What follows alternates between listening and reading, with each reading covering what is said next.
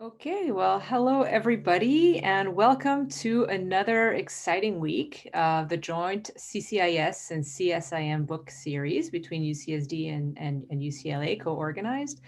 My name is Claire Edita. I am co-director of CCIS, the Center for Comparative Immigration Studies at UC San Diego. And today we have the pleasure of hosting Dr. James McCann, professor of political science at Purdue University, and Professor Michael Jones-Correa, President's Distinguished Professor of Political Science and Director of the Center for the Study of Race, Ethnicity, and Immigration at the University of Pennsylvania. They will provide us a presentation of their book, Holding Fast, Resilience and Civic Engagement Among Latino Immigrants. That presentation will last about 25 minutes. We'll then have the pleasure of hearing comments from today's discussant, Professor Zoli Hajnal, Professor of Political Science at UC San Diego and Director of the Yankelovich Center for Social Science Research. Dr. Hajnal will speak for about 10 minutes. We'll then give the authors about 5 minutes to respond, and we'll open it up to your questions and comments here in the audience for the remaining about 20 to 40 minutes. If you would like to ask a question, we ask that you do so via the Q&A function on your Zoom window. You can also just raise your hand if you'd prefer to be called out and just ask your answer in person live. We can do that as well. So either use the Q&A function or just use the raise hand function. Okay, well, with no further ado, let's turn it over to Drs. McCann and Jones-Correa. All righty. Well, thanks so much, Claire. Can you hear me okay? All right, good. I'm going to go ahead and screen share, and let's make sure that this comes across.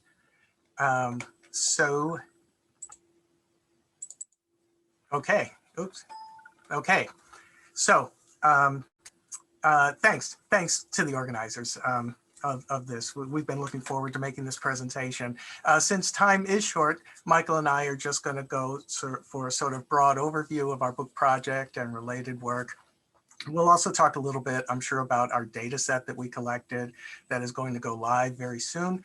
Why don't I start by sort of casting a broad net, talking a little bit about the importance of resilience in democracies overall. Okay, so let's note that in all democracies around the world, there's always going to be a greater number of high office seekers rather than actual high offices for those office seekers to fill. This is called the problem of ambition in political science, and it's really incumbent on democracies to figure out what are the reasonable institutions and rules that are going to be, perceived as fair for winnowing down that set of ambitious office seekers into a reasonable set of actual office holders. This whole system hangs on the premise that unsuccessful candidates actually conceding defeat, if not gracefully, at least definitively. And in the US context, in the presidential elections of 1960, 2000, 2016, those were very bruising, very polarizing electoral contests, and yet the losers readily conceded defeat. Of course, having lived most recently through the 2020 presidential campaign, Donald Trump, really did a 180-degree turnaround on that norm, and it remains to be seen what the impact of that will be on sort of democratic practice. But at the mass level, for what it's worth, much research suggests that in the United States and in other democracies, thwarted voters tend to get over their losses with not very many long-lasting grudges. Some research even suggests that in the aftermath of a loss, unsuccessful voters might even hold democracy in higher esteem or have greater faith in democratic institutions. So to put it in Albert Hirschman's very well-known terms, following a bruising electoral defeat, we would hope and expect to find voters expressing their loyalty to the political regime and being willing to express their voice in future election contests, and very little exiting. The line that we hear all the time during elections, that if candidate X wins, I'm going to be moving to Canada. Well, that seems to be a rather rare event, which is generally good news for democracy. Okay, so now turning to the subject at hand, immigrants. For Michael and me, we treat immigrants following the 2016 elections as a hard case for political resilience. Let's note that in the US, nearly 1 out of 5 residents, adult residents, is foreign born. So we're talking about a minority, but a fairly substantial minority. And in the 2016 campaigns, let's recall as well that Trump was unequivocally hostile to the core identities and interests of much of the foreign-born population. At the same time, the norms of resilience after disappointment, this sort of loser's consent idea, might be less familiar and established for immigrants who are newer to the United States. If any reminding is needed of the context there in the 2016 campaign, let's recall that during this campaign, Trump was consistently and really vociferously voicing this very strident anti-immigrant agenda. Content analysis of Trump's rhetoric during the 2016 campaign found that no subject came out as frequently as immigrants and refugees during that campaign. And for every one thing positive that was said about immigrants or refugees, Trump said 5 negative things. So we're talking about, a real divisive, negative attack on immigrants and their supporters. In terms of policies, Trump as well consistently advocated anti-immigrant policies that were at odds with previous Republican nominees and certainly Democratic Party nominees as well. Among the major policies that he put forward were things like, building a wall between the US and Mexico and having Mexico pay for that wall, dramatically increasing the number of deportation agents and increasing the number of deportations. He attacked sanctuary cities and threatened to block funding for those cities.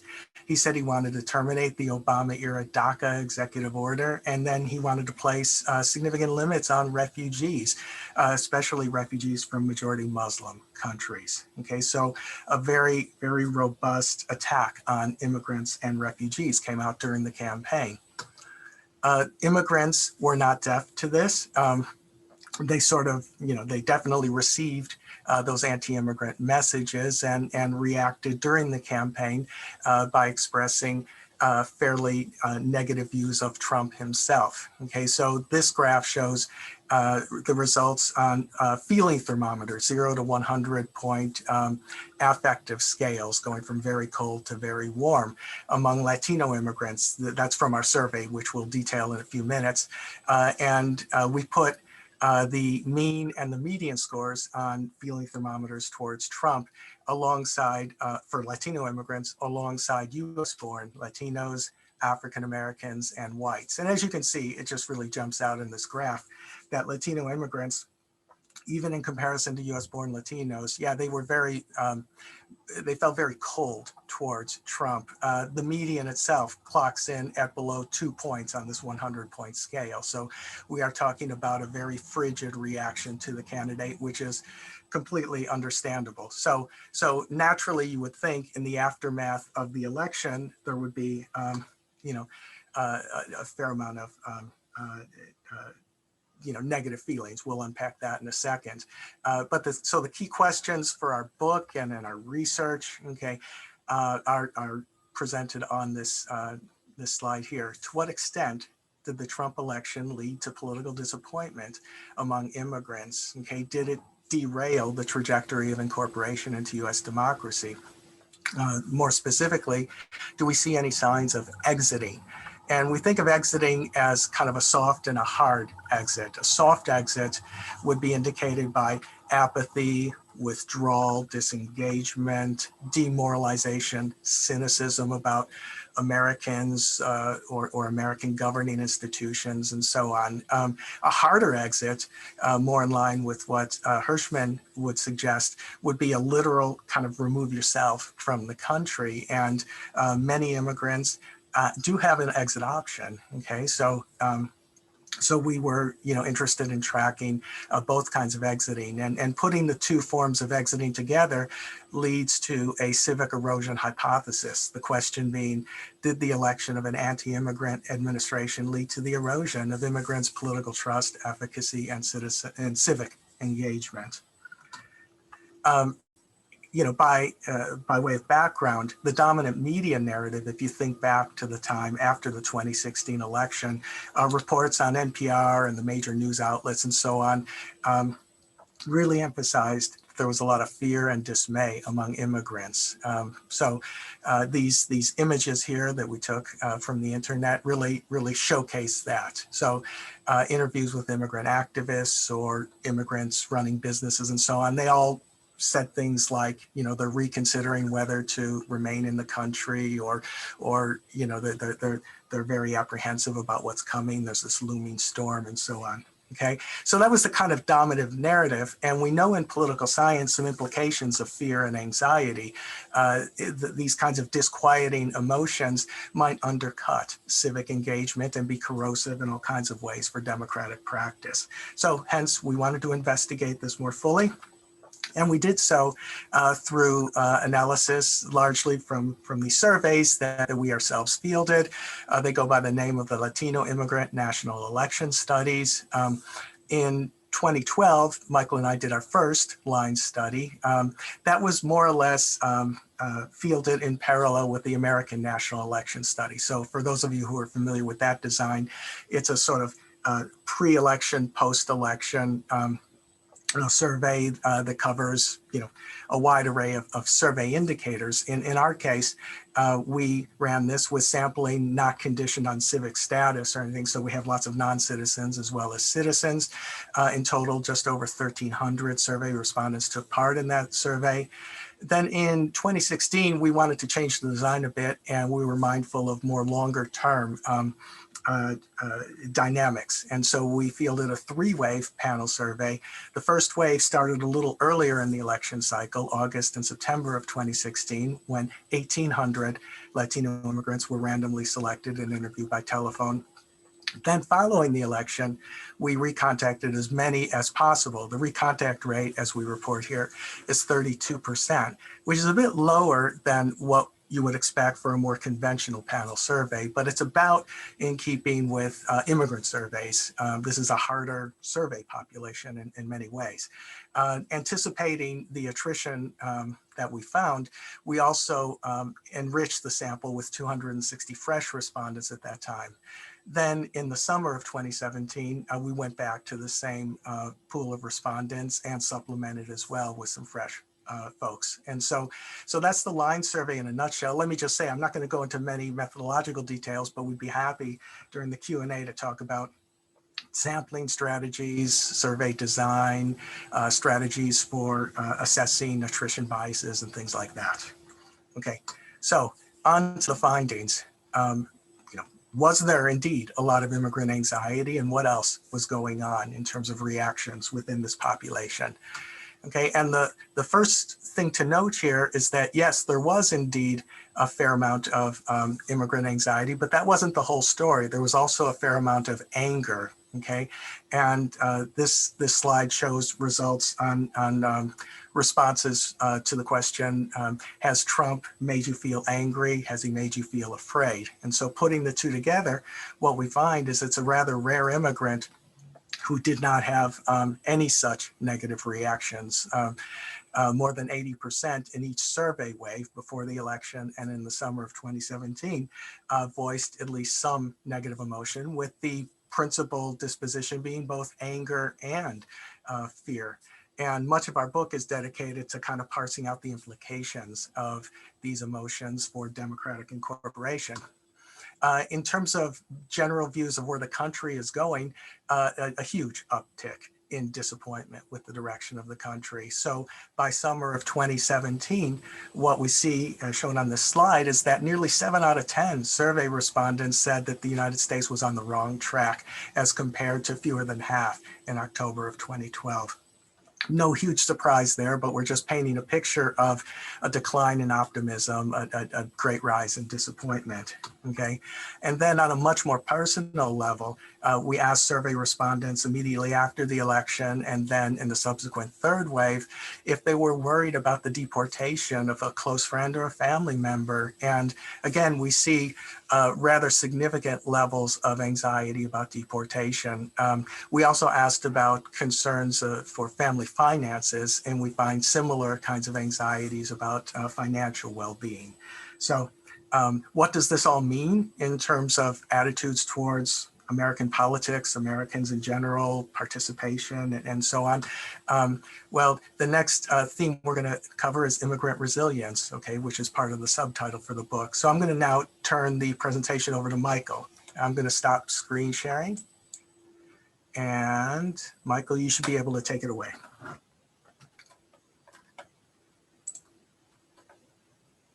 Right. So I'm going to pick up where Jay left off.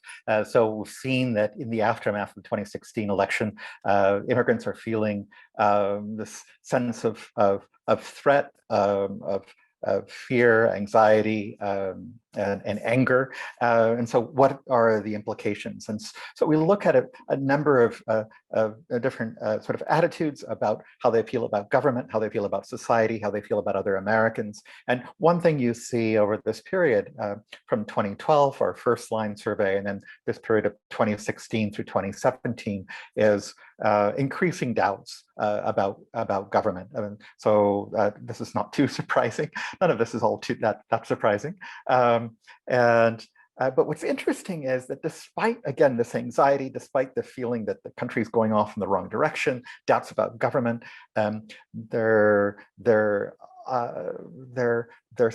signaling of a hard exit. Their plans to remain in the US or to leave for another country, those don't seem to change actually really at all over this period.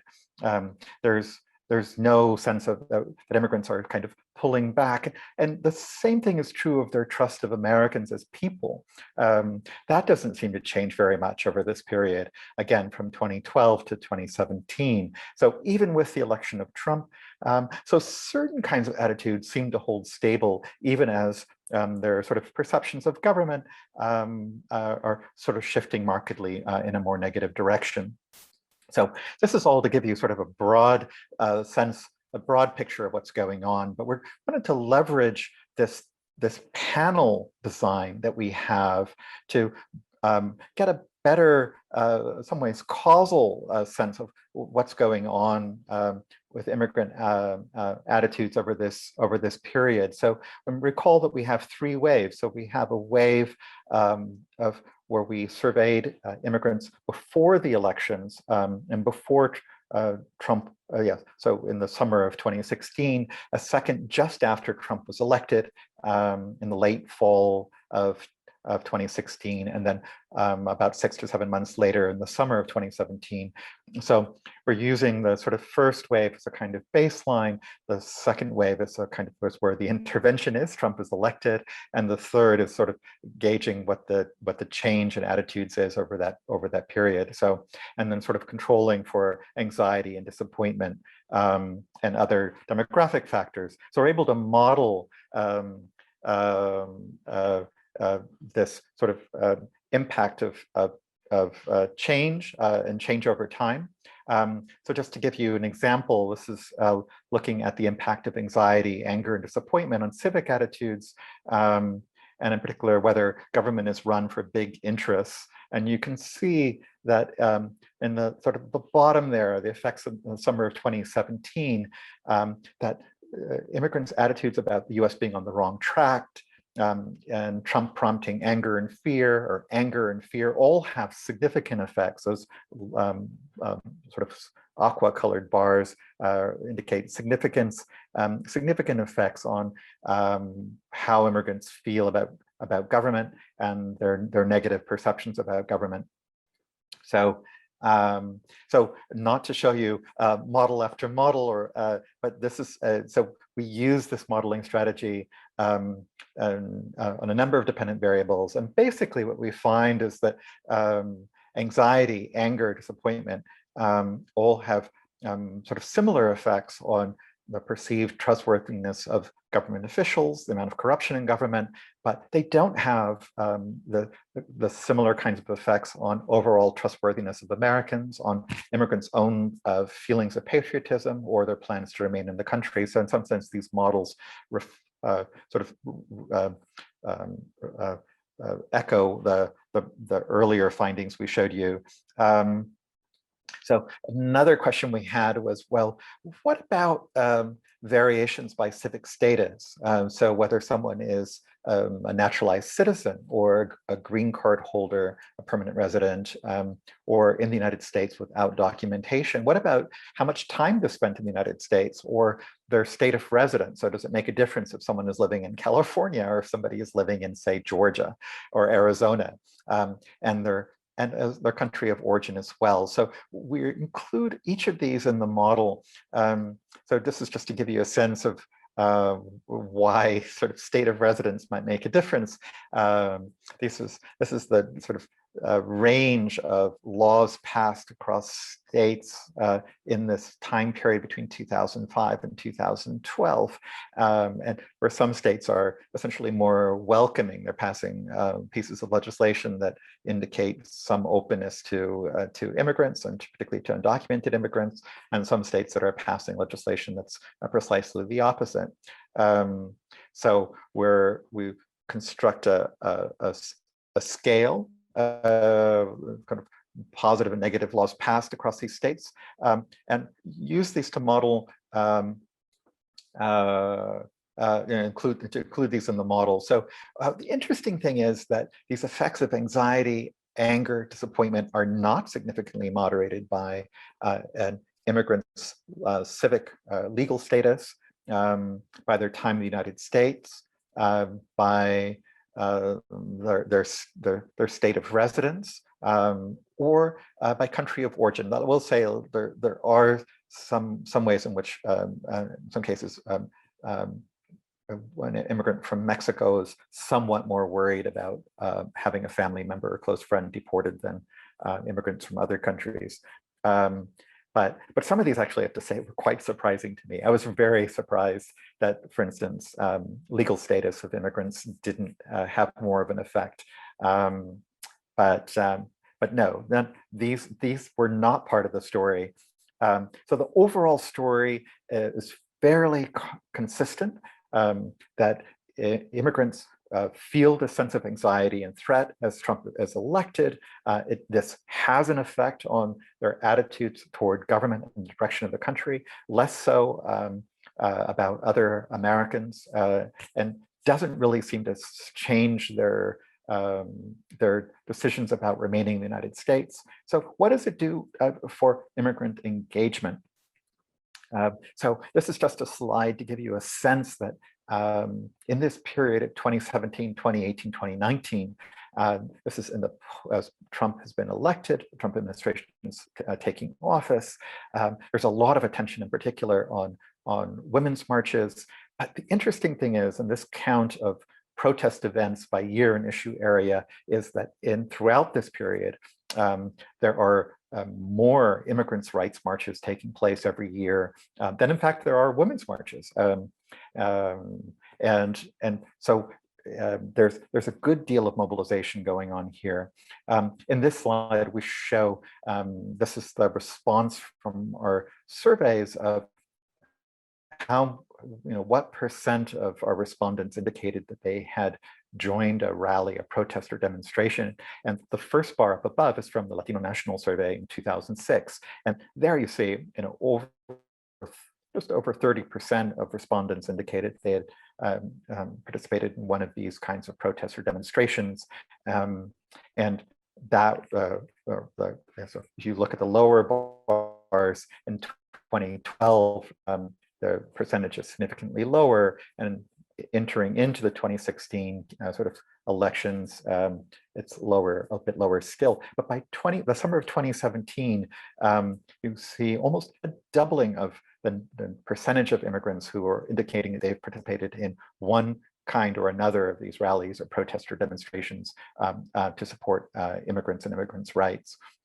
So what effect does this the impact of civic stress have on involvement in a march or protest to support immigrants in the first year of the Trump administration? And you can see that that feeling of sort of anger or fear in response to Trump's election, being worried about the deportation of someone close to you, both are significant, have significant effects on the chances that a respondent will say that they were involved in a march or protest. So is it just about protest? And we find that no, it's not, that there's a relationship between protest activism and more conventional kinds of participation. So whether it's attending a community meeting, being engaged in problem solving with your neighbors or members of your community, contacting an official, that for each of these, these forms of engagement are interlinked, and they all sort of increase over this period. So thinking back to our hypotheses, the civic erosion hypothesis, we were thought might be that in the aftermath of the election, where immigrants are particularly threatened and disappointed by the election results, would lead to a kind of alienation or withdrawal. And this was, as Jay pointed out, kind of the media narrative after the 2016 election, that the sense of fear that immigrants were going into hiding, that they were withdrawing. This is not at all what we find. That we do see increased mistrust in government. Again, not mistrust in other Americans, loss of patriotism or desire to leave the United States. Instead, we posit there's a kind of loyal opposition in the kind of terms that we were using earlier, that yes, Latino immigrants are disappointed by the outcome of the election, and that disappointment runs deep. There's cynicism about government leadership, there's cynicism about government, but it does not seem to translate into a soft exit where people are withdrawing from civic life or disengaging from, their role in their communities, or a hard exit. So there's no indication there's an increased desire to leave the United States. So our overall takeaways are that fear, anger, the sense of threat, disappointment do not lead to alienation and withdrawal, but the opposite. And that there aren't as many variations as certainly I might have expected based on citizenship status, time in the US, state of residence, or country of origin. And that all of this is sort of part of a narrative about where first and second generation Latinos are poised to be critical actors. We're certainly in 2020 played a critical role, where 10% of all voters were immigrants, about 20% were immigrants for their children. And we're tilting toward the Democratic Party, but probably, so safe to say, not solidly incorporated into either party. So here was sort of what happened in the aftermath of the 2020 elections. So you had very high Latino turnout in 2020. And we argue that the pattern of Latino participation reverted back to its pre-2016 norm. So a lot of the media coverage after 2020 was that there was unusually high Latino turnout in favor of the Republican candidates. We have a more tempered view of this, and one we're happy to talk about. But there is a rebound in support in 2020 for the Republican Party. It's unlikely that there'll be anything like, and we haven't seen anything since, like a post-mortem among Republicans of what they could do better to reach out to Latino voters, as there was in 2012. And the Biden administration, for its part, has been signaling these moves on immigration, although it's become quite complicated even in the last couple of weeks, exactly how they're going to proceed on immigration issues. But they're clearly trying to diffuse immigration as an issue and this may have a positive effect for first and second generation Latino voters, but this is a quite complicated sort of conversation, one I'm sure that we'll have. And with that, really, that's it. This is we're giving you a very sort of quick and dirty overview of this project. We thank you for the opportunity to be here with you, and we'll say that we're in the process now of making these data public. So we'll be depositing these data with the ICPSR, and so you guys can have at it and explore these data yourselves. So thank you. Oh, thank you so much. My ears perked up when you said you're making these data public. That's amazing data that you have, and really an amazing set of findings. So now let's turn it over to Professor Hajnal with a set of comments. Great. Hello, everybody. And I'll just, okay, so I probably won't take up all of my time here. I have a problem, which is I really like this book. I think it's compelling. I think it's convincing. So I don't have a lot in terms of critiques here. I'll mention a couple things, but I think it's worth reiterating, highlighting the contributions that are here, right? So you got to see it a little bit yourself, but let me just emphasize that number one, you should read this book because it does address this really critical question, which is how do Latino immigrants respond to threat? And it's critical not only, I think, to understand Latino immigrants themselves and their behavior, but this, as Michael was sort of intimating at the very end of the talk, is critical for understanding the future trajectory of American politics and maybe America in general, right? So are we going to see an exit on one side, or are Latino immigrants going to join in actively in a coalition as their numbers increase and potentially dominate Republican politics over the long term, right? So this is about America's potential civil war and who's going to win and who's not going to win. And so this, yeah, wide-ranging implications.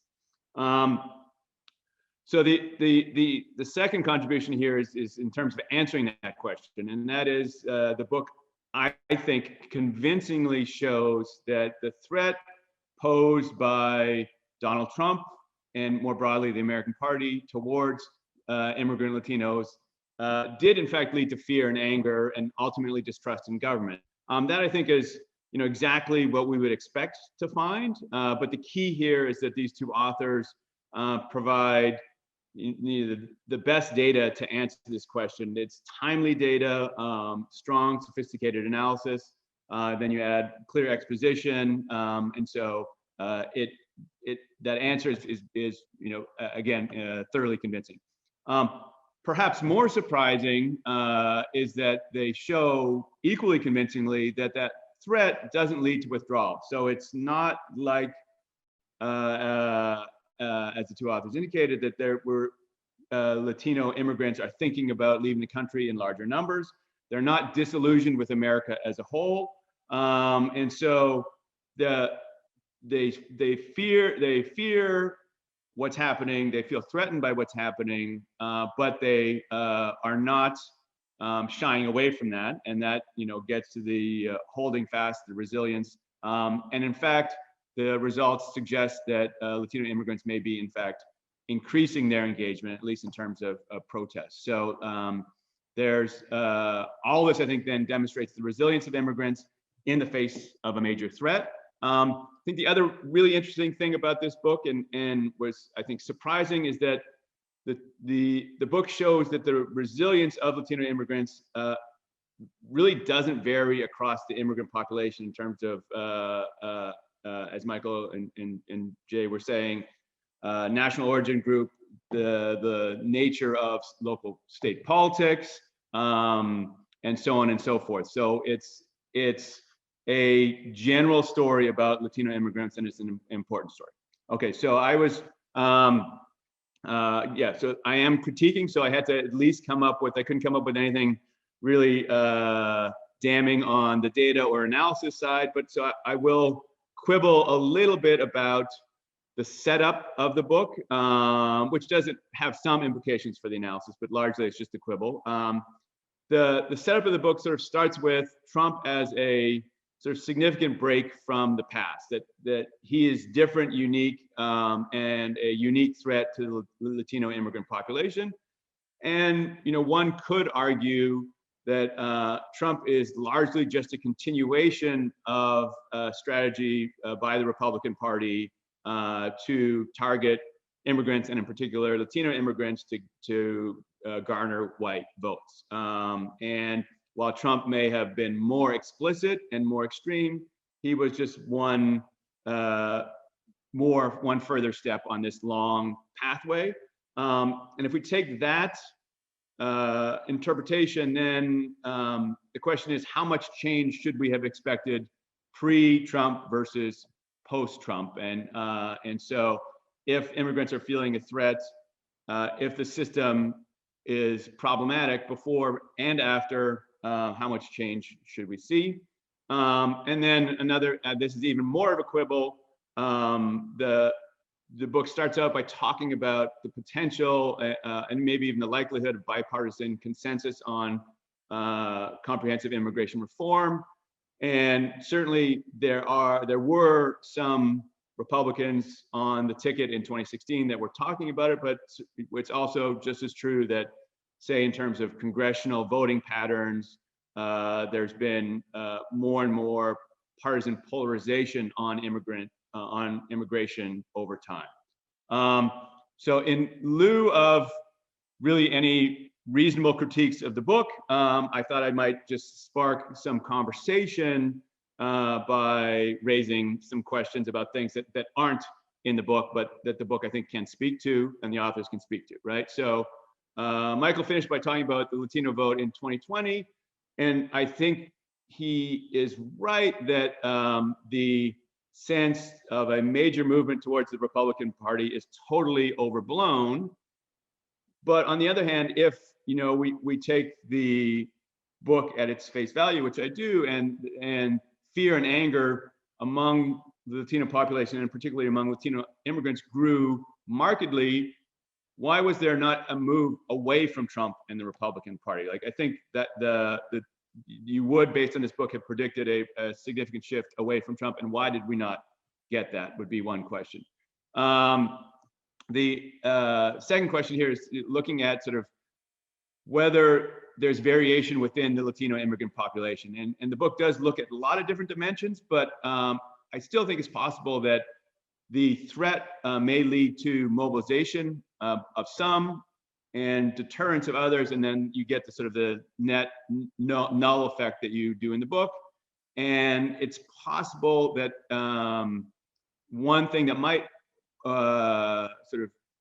structure that differential effect is something like efficacy, right? So do I think I have a say in American government? So I'd be interested to see whether that variable is in the data set. Maybe now that it's becoming public, somebody could look at that and sort of look to see whether your attitudes about does my voice matter? Does that structure how threat affects you and what you do post-threat?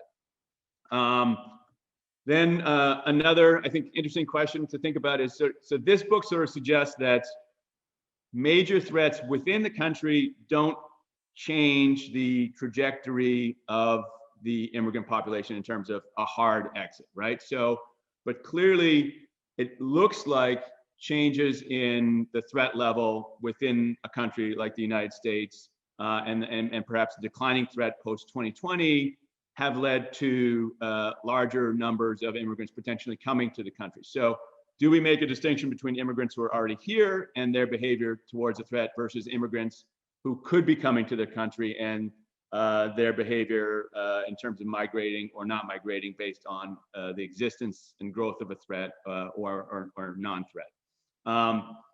Also be very curious, I know that the data didn't cover Asian immigrants, but how the authors think this story fits or doesn't fit with Asian Americans or Asian immigrants. And then finally, there was all this interesting data and analysis of protests in the book that essentially concluded with, the variables that we have don't explain the protests and shifts in protests. And again, I'd be curious to see and hear from the authors what they would investigate or what they think actually does drive protests and the timing of the protests that they talked about. But all in all, again, I think this is a fabulous book. People should get it. It addresses, again, a really important question, and it provides a compelling, well-documented answer to that question. So I'll stop here. Okay, thank you so much, Zoli. So do the authors want to take a few minutes to respond? Yeah, I can jump in. First, just thanks a million, Zoli, for all of these very thoughtful questions that you're raising at the end and the careful read. One thing that springs to mind when you ask, how different was Trump? And I can see where that's coming from. Is it a difference of degree and magnitude, or is he just a different animal? One thing we do in the book is kind of play up in the first chapter a bit of a disconnect between the base of the Republican Party and the elites, the Jeb Bush sort of level elites. And so I think you can see the roots of, I don't call it Trumpism or something, or the anti-immigrant agenda. You can see that as early as the 90s. So in that sense, I see your point, that he might be more in the mold of the base that became known as the Trump base, but it was sort of, you could see seeds of that early on. So that's a terrific, I think, very valid point. Okay, now, but that being said, I think at least at a rhetorical level during the campaigns, there is strong evidence. The article that I referenced is by a sociologist at Harvard, Lamont is her name. It came out in the British Journal of Sociology a few years ago. The content analyzed the rhetoric, and Trump clearly was fixated on immigrants and refugees. I had a research assistant look at the extemporaneous speech that he gave and also compare it to earlier Republican nominees going back several election cycles and Democratic nominees.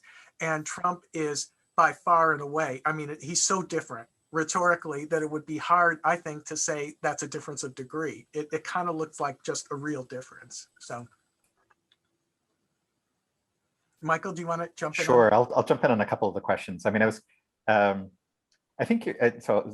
The same, really great questions, great set of questions to just jumpstart this conversation. I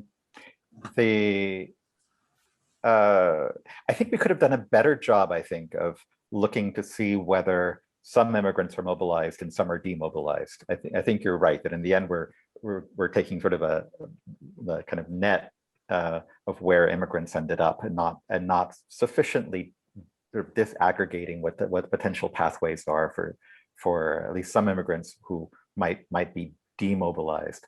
That said, then we may be sort of underplaying the effects of mobilization for a pretty large group of immigrants. And even if what we're saying is that there may be some people who are demobilized, that means that the effects for the people who are mobilized are even larger than what we're showing. But it's worth, I think that's definitely something that I think we should have done better. The question about what happened in 2020 is so complex. Jay and I have talked about this a lot because this book was coming out in the sort of context of the 2020 elections and the immediate aftermath, and we were getting a lot of press and having these conversations with journalists, and they were all asking us this question, like, basically what is going on, I think the problem is that I think the answer is not a simple one. And I think Jay and I have sort of settled on that 2020 was in some sense a reset, that the 2-to-1 split that you've seen over many election cycles sort of reasserted itself. So more or less breaking in Democrats' favor, but a third of, or a little bit less of Latino voters going for the Republican Party. But so why was that with Trump still in office? And I've seen a lot of different plausible explanations. and I will just mention a couple here. One of them is that the kind of anti-immigrant rhetoric that Trump was playing up in 2016, leading into 2016 elections, kind of tapered off in 2020. It's not as visible. And the things that were very much on people's minds leading to 2020 were the pandemic and the economy. And on both those things, I think Latinos voted more like other voters. The second thing I want to mention is that the Democrats nominated Biden, and Biden has a complicated history with Latino and Latino immigrants. He was Obama's vice president, and Obama was the deporter in chief. He was he deported a lot of immigrants, and I don't think, and I've done other work and with other surveys. If you remind people of the fact that Obama deported immigrants, it shifts people away from the Democratic Party. So by nominating Biden as their candidate, the party was essentially reminding Latinos and Latino immigrants about that history. And I think it's a complicated history. So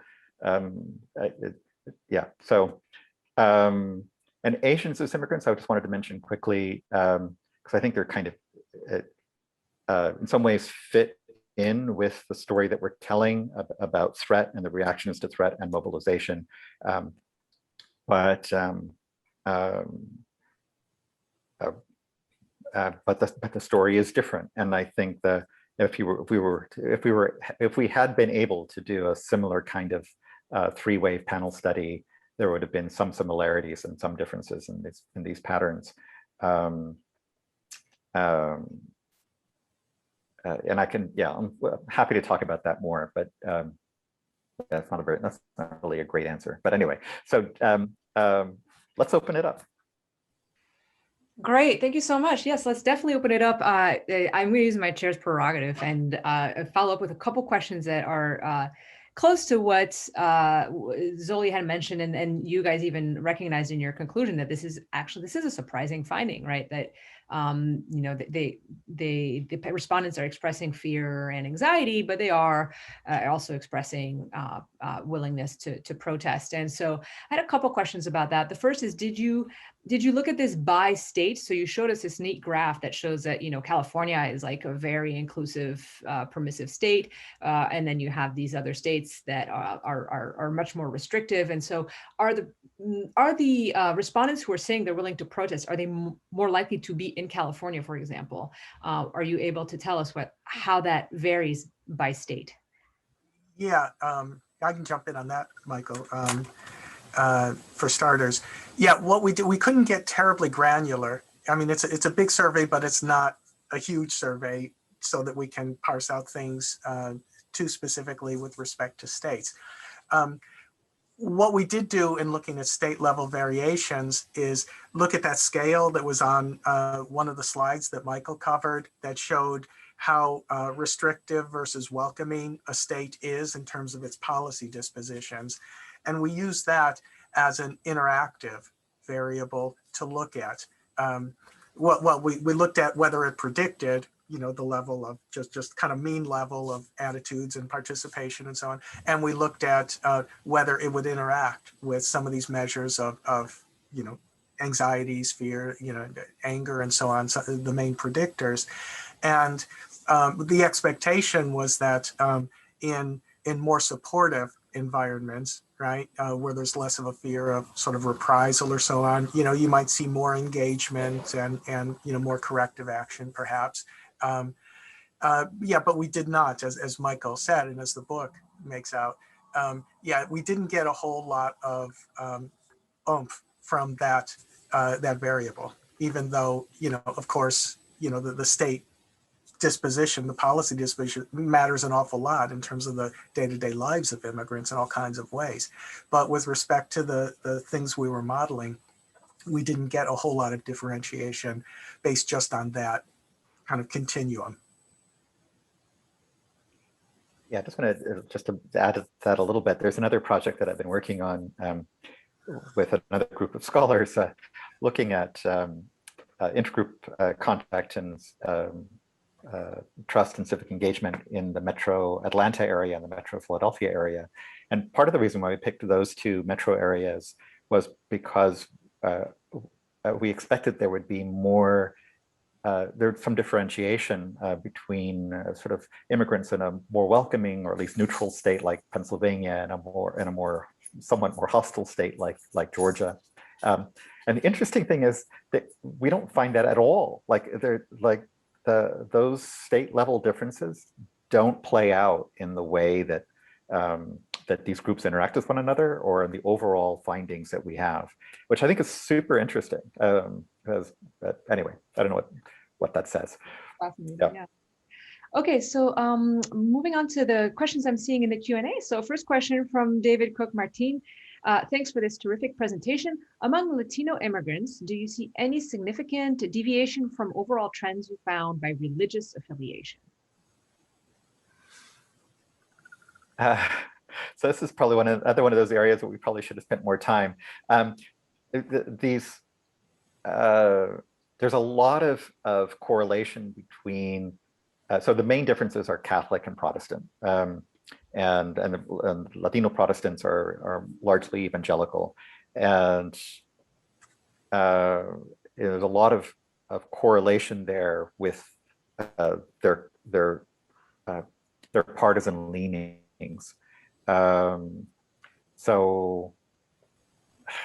But Jay, did we do anything? Did we look at correlation between religion and fear, anxiety, withdrawal?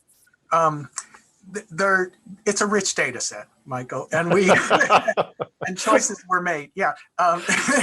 No, but okay, that's an indirect. There's another paper waiting to be written. No, so yeah, this data's released. Well, this is it can be developed. No, we did. No, religion appears, but in the form of the extent of religious practice. Okay, so when modeling involvement and participation, different modes of participation, yeah, we included that as a predictor among others. To put alongside the kind of anxiety, anger, et cetera, and so that's where it appears, and so that very much is scratching the surface in terms of religious differences.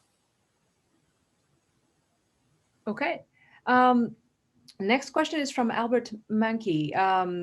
It might be related to some of the stuff we were talking about the surprising finding of feeling anxiety, but yet still feeling willing to protest.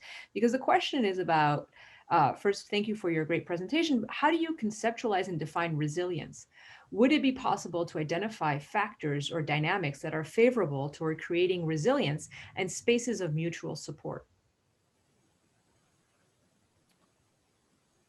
Yeah, I mean, so when we're talking about resilience in a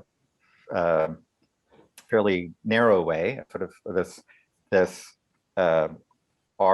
do people stay engaged? Do their attachments? Do they retain their attachments? Do they retain their sort of faith in institutions in the aftermath of an electoral loss that they find threatening? And the answer to that is yes.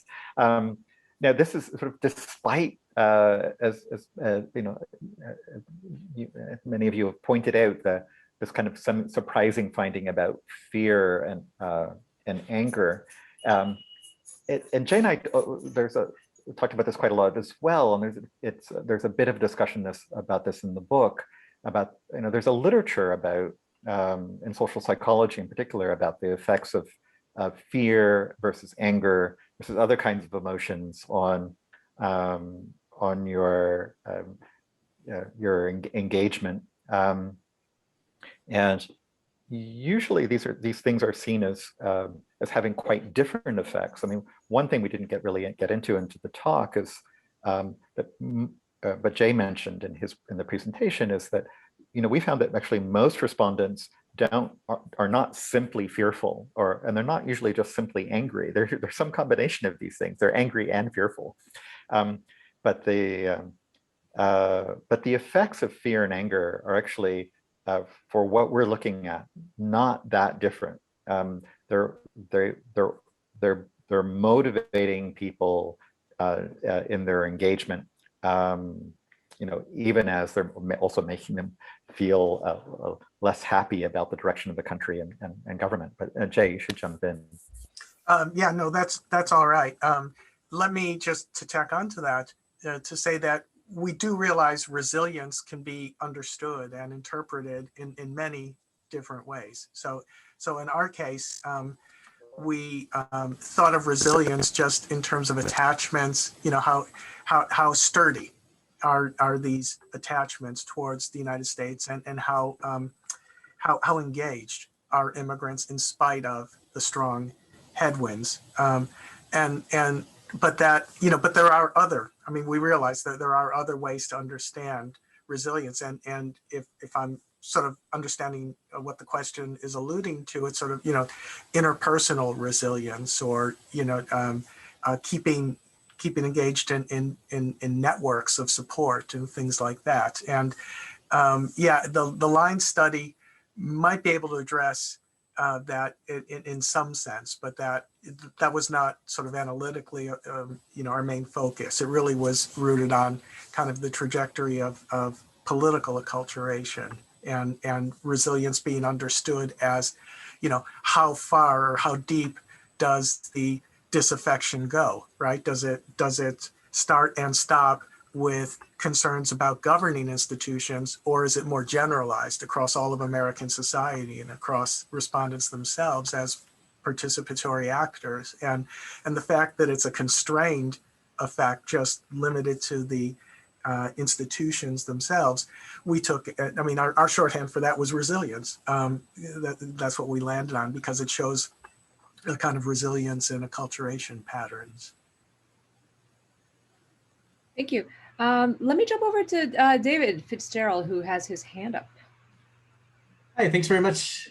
So I have a question about these, the gender breakdown of the Trump voting Latino population in 2020. And is that gender gap any different than it is for, say, native white voters? Yeah, I can jump in, and I'm working off of memory, David. Thanks for the question. At some point in the campaign, and I forget what the final exit poll showed, but during the campaign, there was a gender gap among Latino voters, but it was not as great as with the overall electorate. Okay, so it was there, it was significant, but it was somewhat constrained, and I guess owing to the fact that within the general electorate, the gender gap has just grown so much over recent election cycles. Michael, does that accord with what you're remembering? I don't have the exit poll findings. I mean, it's funny because this is one of those things that has come up as one of the possible explanatory sort of factors in increased Latino support for the Republican Party in 2020 is looking at gender, both say machismo among men and whatever deference among women. I don't know how it was being spun, but in order to make that argument, you have to be able to place the Latino gender gap in sort of the context of the larger gender gap. And there, I think Jay is exactly right that the Latino gender gap is smaller, somewhat smaller than the overall gender gap. So if there are these weird gender dynamics among Latinos, then you have to sort of say how they're different than the larger gender gap and the larger gender dynamics. And so I still think that people are in this sort of casting about for how to explain what they saw as sort of a puzzling result in 2020. Which again, just to reiterate that Jay and I don't actually think it's that puzzling. It's sort of returned to a norm, and if anything, that 2016 was a bit of an outlier, and that Latinos were less likely to vote for a Republican candidate than they had been historically, and it's very much, I think, because Trump made his anti-immigrant rhetoric so front and center. If I can just tack on to that, and this is a point that relates to what you're saying, Michael, about, maybe over-reporting minor differences in shifts among Latino voters. Just the other day, I downloaded the national election study that has been released for 2020. And I believe they only have the first wave, the pre-election wave of the study. So you can't look at actual vote choices, which that's asked in the post-election wave. Okay, but it's a panel back. Okay, and so I merged the 2016 responses with the 2020 pre-election responses and sorted out Latino voters. And so you can do a cross tabulation to look at individual level shifts. And there's not very much shifting going on. There's a lot of continuity as I recall. 45% of the Latino voters were consistent Democrats, meaning, Clinton, then Biden. About a dozen, 12% thereabouts were consistent Trump supporters. And when you look at movement from, Clinton to Trump then in 2020 or Trump to Biden, there's not very much, a few percentage points. And it's like this much difference from Democrat to Republican versus Republican to Democrat. And so I mean, so different that it'd have to be trivial statistically. So it's so hard because a lot of the narratives that come out are the narratives that come from the exit polls, and we know there are so many problems with the exit polls, and then we have to fight these initial narratives with like much higher quality data. And so yeah. Well, there's a sort of, the dog biting the person versus the person biting the dog kind of, quality to this that the journalists, are attentive to. Yeah. Mm-hmm. So our next question is from Leslie Ayala. Does the book talk about an increase of protests or civic engagement within the undocumented community after the 2016 election? Yeah, the short answer is yes. I mean, that we find this increase in protest activity across all our entire sample, and it's true regardless of whether you're undocumented or have a permanent residence or whether you're a citizen. In the aftermath of 2016, that was one of the very clear findings, is that this protest behavior increases.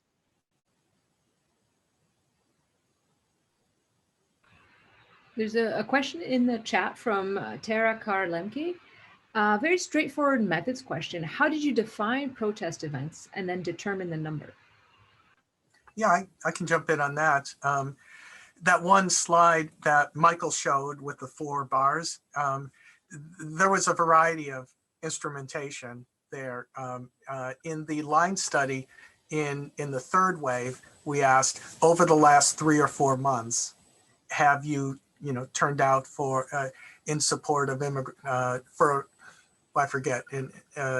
support of immigrant rights? Have you taken part in a demonstration, a march, or some other protest activity in support of immigrant rights, or in support of immigrants, is what we asked. Okay, and before the election, we didn't ask that exactly. We did ask about rallying, just general political rallies during the campaign. So that was the closest comparison we could get to. The same is for the 2012 lines. We asked about, sort of campaign-based rallying.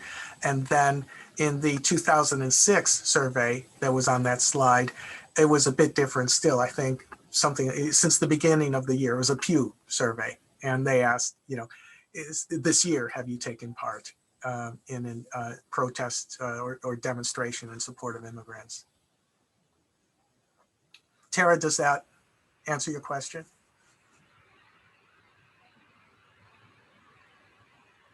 We'll see. Yes. Takes a little while to type it in. It's related to a question I had, which is how much should we worry about response bias, right? Of people saying that, well, they have participated, but now you've made them feel these emotions, right? They feel angry and anxious, and maybe you could speak a little bit to kind of the process of interviewing these people and the interviewers and the trust that's established between the interviewer and the interviewee. Yeah, sure. I can jump in again, Michael, if Sure, go ahead. a few quick words.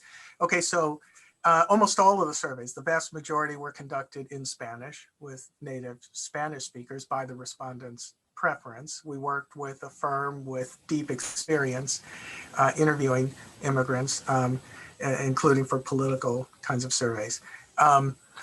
You know, and the much of the instrumentation was field tested. A lot of it was adapted from the American National Election Studies Spanish version. Wherever possible, we tried to go with very standard sorts of wordings to get as valid, you know, a response as possible. You are right that building rapport is a very big deal, especially when it's through the phone rather than in person, and you can't take a lot of time. You know, steps were taken to reassure, and certainly per the IRB, right? We had to tell respondents, please, you know, if you're uncomfortable responding in any way, that's fine, you know, we can just skip. So those were precautions taken. Then at the end of each survey wave, we did have interviewer responses asking, you know, were there any times when the respondent didn't seem cooperative, or you know, or was there any suspiciousness on the part of the, you know, these kinds of questions to look at the general impression of quality.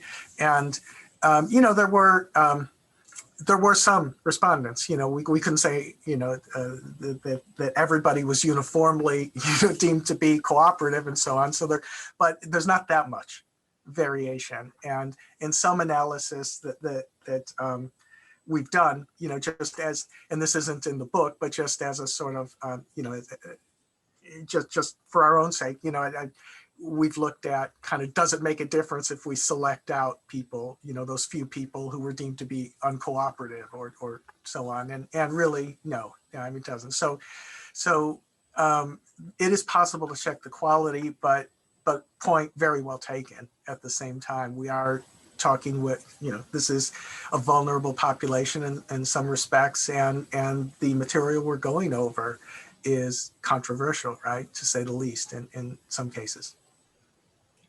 Yeah, I mean, there's now having done a number of surveys and worked with both in qualitative and quantitative contexts, I'm always very sensitive to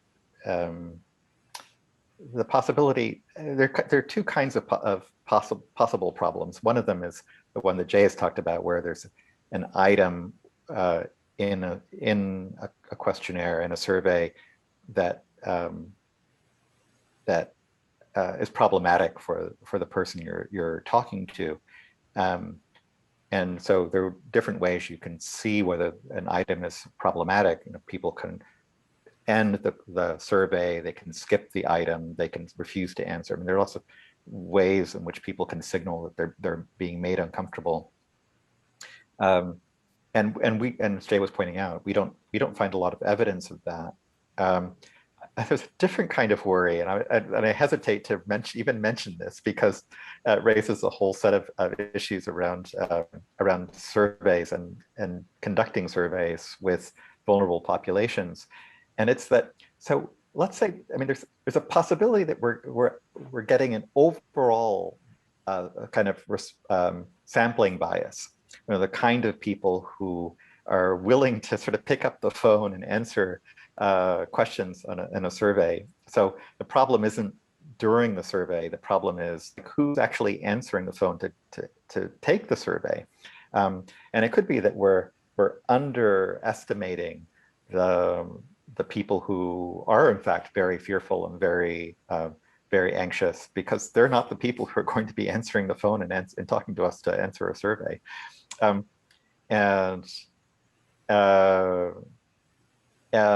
So there is that possibility. I think, you know, we try you know, to see whether there are sampling errors, like, you know, are we capturing the people who we think, you know, are we talking to the people that we think we should be talking to, and then building in a kind of weighting strategy, so that if there are imbalances, that, you know, we're accounting for it. But it is something, I just say this as someone who has done these surveys, it always worries me. and I think we should be worried about whether we're accurately capturing the opinions of the people that we say we're representing. Absolutely. So another question in the Q&A. So this is from Chelsea Bustos Malvas, who thanks you for the amazing presentation and asks, the book says there is currently a large population migrating from Asia to the US than from Latin America, so a larger population. Why? Does the US government hold more strict policies for Latin American peoples wanting to migrate to the US, or is this change due to fear from Latin American peoples, would-be migrants? So again, this is a complicated question, but I don't think it's either of those things. I mean, there's this pattern of seeing a rise in immigration from Latin America in the mid to later part of the 20th century, and then a rise in Asian population from Asia, and now superseding that immigration from Latin America those patterns have been going on for a while. So the best explanation of this, I think, that I've heard is Doug Massey's explanation about why we would expect to see immigration from Latin America decline. Basically it sort of peaks in the 90s and early 2000s and then declines. And it simply has to do with the demographics of the region. That particularly immigration from Mexico has to do with the relative youth bubble that formed as families grow larger in the mid 20th century, and then families get smaller as that century progresses. So you have a bubble of people who are at the right age, the right demographics to migrate, and then that group of people declines over time. Now you could argue, if you look at the current people crossing the southern border today, many of those people are not from Mexico, they're from Central America, and there's a whole different dynamic there that's driving that migration. And it's also partly demographic. It's about, again, who is willing and capable of migrating, but there's also this whole set of pressures policy going again many decades. So this is all to say that I think there are larger demographic pressures and that have led to both a rise and then a sort of decline of migration from Mexico, and a rise of migration from Central America, and a rise of migration from Asia. But that's a whole conversation. That would be a whole course all by itself. Yeah, summarized in 2 minutes. Yes. So our next question is from our very own Roger Weldon. Muted. Thanks, Jane Michael. This has been a terrific presentation, a fascinating book. I guess I have 2, possibly 3 questions, 2 of which might be contradictory, but I'm going to pose them nonetheless. On the one hand, I guess I'm wondering about the framing of the project and the book, and that is, you raise the possibility that given the turn in American politics, that Latino immigrants might opt for exit, whether kind of exit in a kind of literal sense, go home, or just exit in the sense of detachment. But I'm wondering whether that's the right frame. I mean, in many ways, couldn't you make the argument that this is a trapped population? I mean, home is less attractive than ever, and however bad things were under Trump, and they were certainly terrible, it was still an awful lot better than in most of the countries of origin, where things perhaps, certainly if we think about Central America, maybe even Mexico, parts of Latin America, that things deteriorated even more rapidly. And at the same time, that this was a population that, well, it couldn't, of course, engage in the type of circular migration to which Mexican immigrants have been habituated for a long period of time. And there was always, and for at least the undocumented share of this population, which I would think is about 30, 35%, they're also trapped. there's no way to legal status, and who knows when that's going to happen. So that, given the fact that this is a population with nowhere to go, and whose settlement in the United States has been growing, so their attachment time that's spent here has increased. Aren't these precisely the conditions that would make them all the more resilient, that would make them more likely to protest, more likely to engage, however miserable the conditions were, because that's the only option they have? So that's kind of question number one. Now, question number two, which maybe goes against that question, is the thing that really surprised me in listening to your presentation is that this is also a population that is very heterogeneous. I mean, with respect to national origin, with respect to socioeconomic status, with respect to citizenship and legal status, and those differences have been much greater than they were maybe even 2012, certainly 10, 15 years ago. So I'm just surprised that you didn't find that you kind of generalized to this population, but I guess I'm not fully willing to accept that generalization. Seems to me those underlying sources of heterogeneity should have been very powerful. And then my last question is, and perhaps I missed this, just how interested in this, in the election and politics were your respondents? I mean, I took a quick look at the 2012 survey. 2012 is a pretty contested election and reasonably close, but barely, a little over 50% said that they were somewhat or a lot interested. And I don't know how that compares to what you find from the ANES, but it's not an overwhelming amount of interest in a highly contested election. So those are my three questions to you.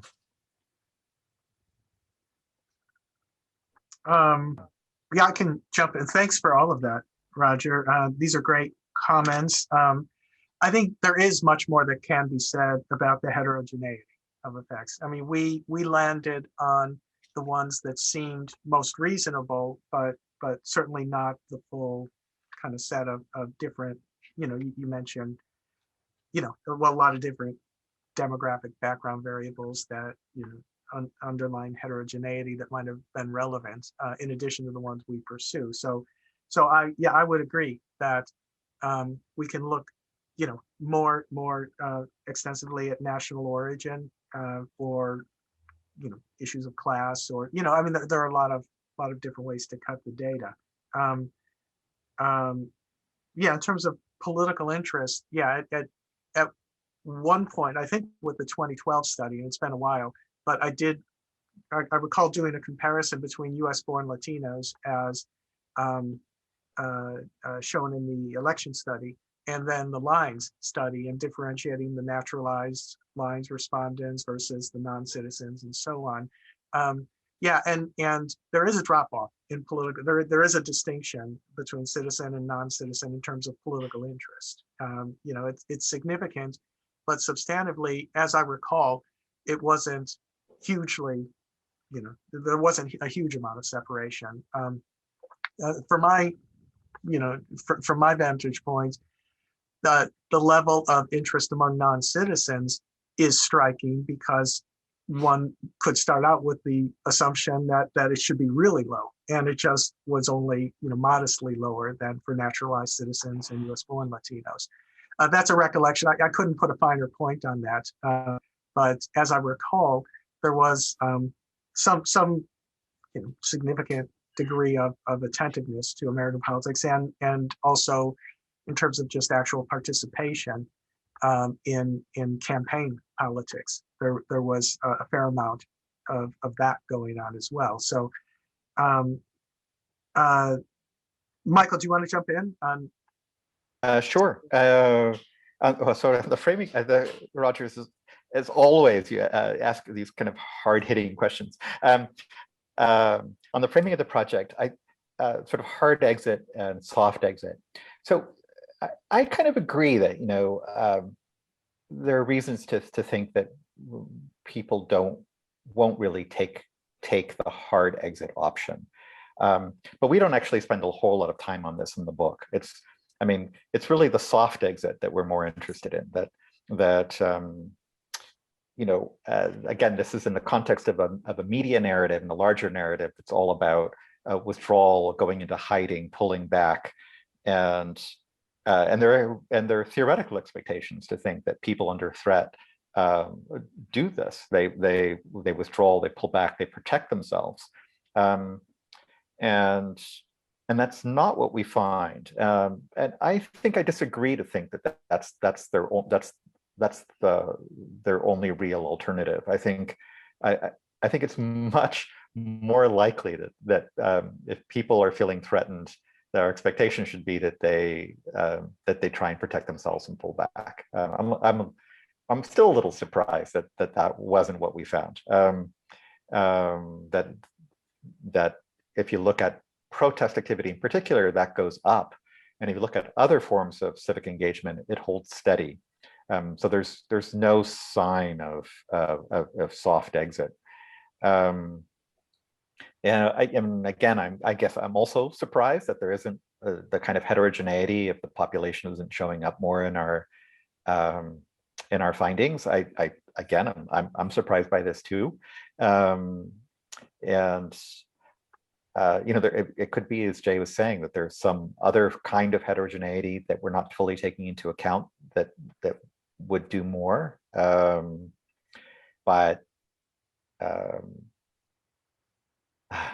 can I jump in, Michael? Yeah. I just will say one thing. So one thing, it's just a colleague of mine here, Dan Hopkins, wrote a book and was making this argument that one of the things that's been happening in American politics is that local and state differences in American politics have been diminishing, and if we have this national narrative of politics that everyone is subjected to, and we all vote now at every level, whether it's for your city council member or for your state representative or for a member of Congress, as if we're voting for president. Like everything is seen through a partisan lens, and I don't think that it's. So one reason why we may not be seeing a lot of heterogeneity, or the heterogeneity may not be playing out in our findings, is that immigrants are subject to this too, that they're part of this huge national narrative of where everything is framed through this partisan lens, and they're picking that up too. And this is in some ways is what Jay and I were looking at in 2012 about how immigrants learn about politics and through these campaigns. So anyway, Jay. Yeah, well, I was just going to jump in and actually allude to the point you were making just now, but by saying that, in the sort of Trump era, in the general political environment, we're finding a sort of one-size-fits-all reaction, so that immigrants with deep roots or thin roots, Mexicans and non-Mexicans and so on, they all kind of behave roughly in the same way.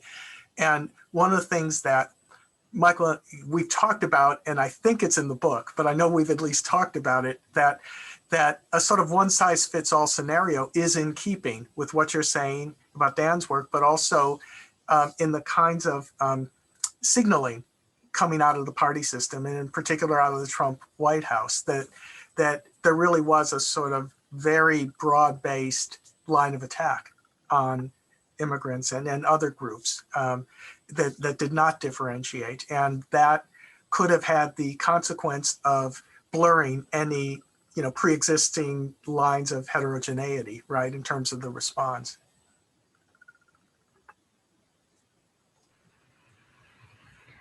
Okay, well, on that note, I want to thank our panelists and our audience, and encourage you to come to next week's book talk, LA Rising: Korean Relations with Blacks and Latinos After Civil Unrest, by Chae-Young Park, a professor of anthropology and Asian American studies at UCLA. So thank you again, everybody, and I hope you have a wonderful Friday and a wonderful weekend. Thank you. Thanks so much. Yeah, Michael, that was great.